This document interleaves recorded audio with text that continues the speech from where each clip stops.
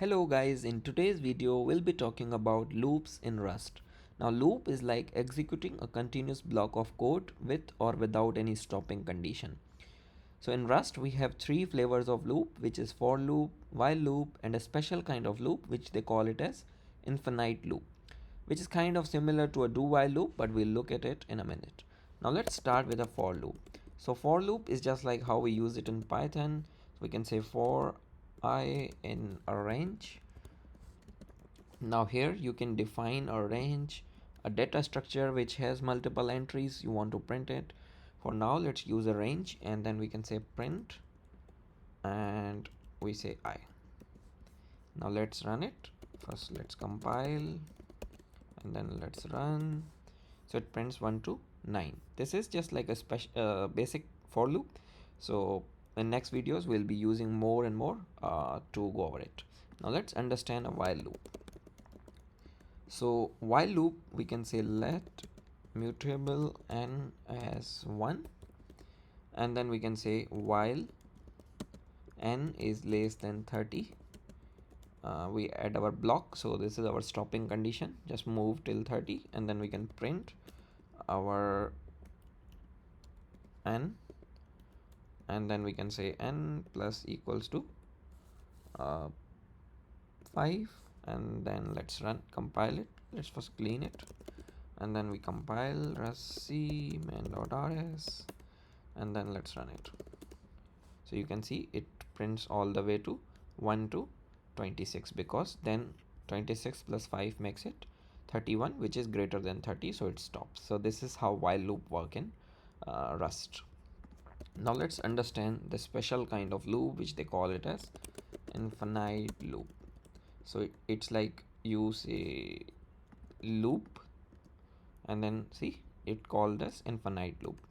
So this is how your loop is defined, just a block, no stopping condition. You don't need to add condition while you define your loop, and then you can do pretty much anything. For now let's define a mutable n, and then we assign it a 0, and then we can say print, let's print in a row maybe, and then we print it, and then we say n. So here we can say if, now let's say if we want to define our stopping condition, we can. If we don't, it will just continue to run. So let's define it. We can say let n, if n is equals to a 30, then stop, and then we can say println, just empty println for new line, and then we can say println breaking here, okay, and then we can print that n as well, just for better understanding, and then we just break. So this is how our this special kind of loop works. But one thing that we forgot is let's n plus equals to 5, and then let's bring it down. So first we evaluate, and then we plus, and then we print and run. Now let's compile it, and then let's run it. You can see it prints 0, 5, 10, 15, 20, 25, 30, and then breaking here it 30. So this is how this special kind of loop works, which is known as infinite loop. If I don't define this, then it will just continue to print forever and ever and ever. Now this special kind of loop also has a term which is naming the loop. So basically what we can do is define this character, and then we can say my loop. So this is now the name of my loop. So basically this loop is named as my loop. So instead of breaking it like this, I can say break my loop, and it will stop this loop. Now this is very handy when we have like nested loops, nested infinite loop. Then it's very handy to stop which loop you want to stop by using the name.